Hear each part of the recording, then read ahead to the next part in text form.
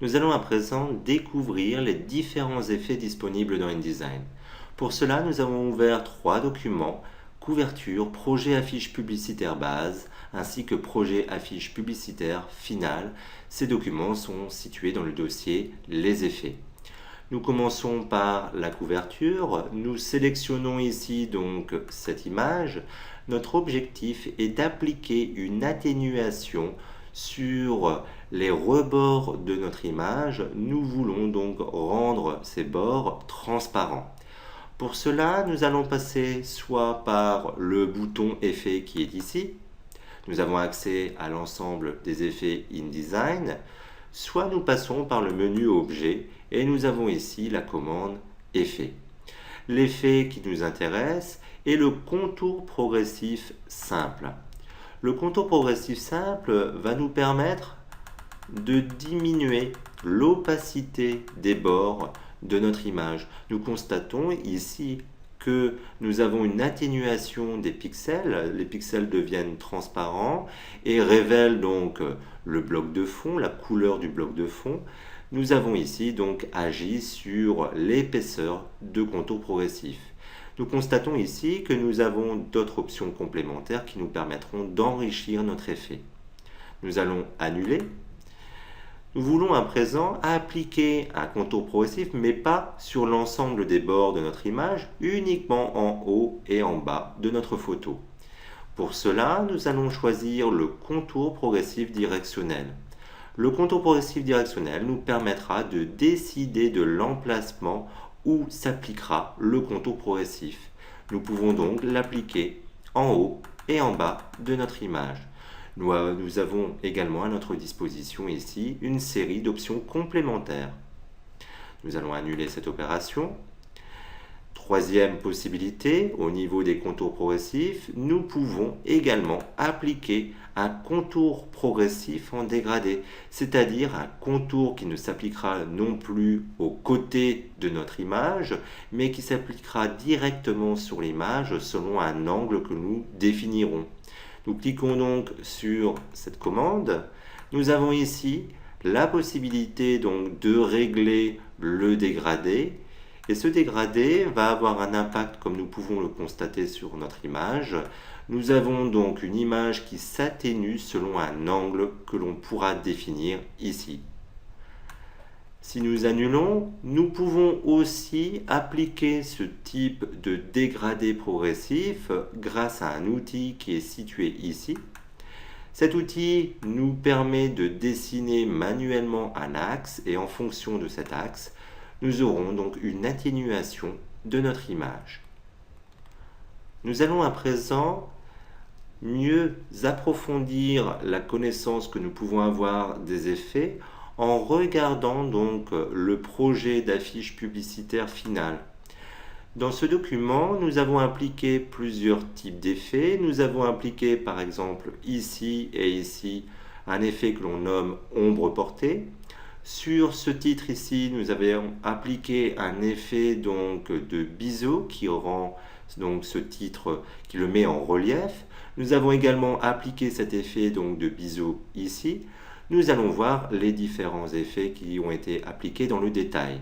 Nous avons d'ailleurs également une lueur externe qui apparaît ici.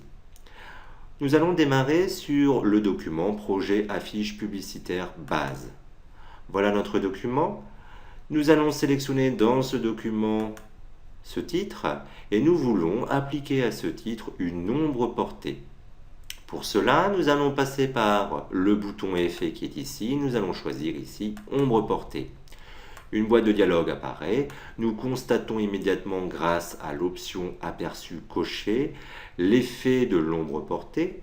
Donc nous avons un effet qui s'applique immédiatement ici avec un certain réglage par défaut. Nous pouvons bien évidemment jouer sur ce réglage, diminuer l'opacité de l'ombre portée, jouer sur la distance de l'ombre portée par rapport à l'objet.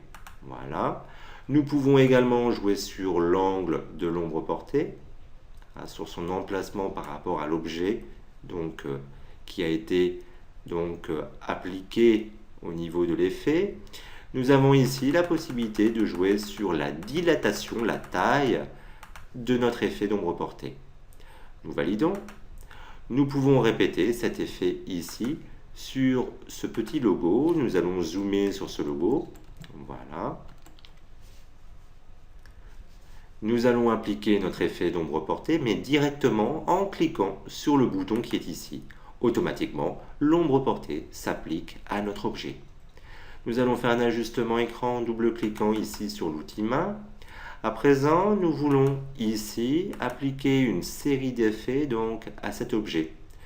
Le premier effet que l'on désire appliquer à cet objet est un effet de relief, un effet de biseau. Nous allons donc passer à nouveau par le bouton qui est ici et nous allons choisir ici biseau et estampage. Dans cette boîte, nous avons la possibilité de choisir un biseau interne ou externe. Nous avons des variantes de biseau qui sont ici. Nous allons choisir un biseau interne. Ici, nous avons la possibilité de jouer sur la taille du biseau. Nous avons la possibilité de jouer sur l'angle du biseau, etc. Donc de nombreuses possibilités. Nous allons continuer notre paramétrage ici donc d'objet. Nous allons continuer à associer à cet objet donc des effets. En restant dans cette boîte, nous allons cliquer ici sur lueur externe. Alors attention, un clic ne suffit pas. Pour visualiser les options de l'effet, il faut également sélectionner le nom de l'effet ici. Voilà. Donc nous allons choisir la lueur externe. La lueur externe, nous allons donc augmenter sa taille. Nous constatons effectivement qu'un halo lumineux entoure à présent les lettres de notre objet. Nous pouvons jouer sur l'opacité et sur d'autres paramètres. Nous allons valider. Nous allons à présent sélectionner cet objet. Nous allons lui appliquer un effet de biseau. Nous allons choisir par exemple pour cet objet un biseau de type estampage. Voilà. Nous allons également choisir d'appliquer à cet objet une ombre interne. Nous allons augmenter sa taille. Voilà. L'effet est assez discret. Nous pouvons également choisir une lueur externe. Nous allons augmenter sa taille. Voilà. Nous constatons que les effets nous proposent des possibilités infinies, puisque vous avez très bien vu que toutes les boîtes de dialogue sont très riches. Nous avons beaucoup de paramètres possibles. Mais attention, il ne faut pas trop charger votre document d'effets. Cela alourdit donc le document. Ça peut également alourdir la lecture du document. Et cela peut également poser quelques problèmes à l'impression. Donc méfiance avec ces effets à utiliser avec parcimonie.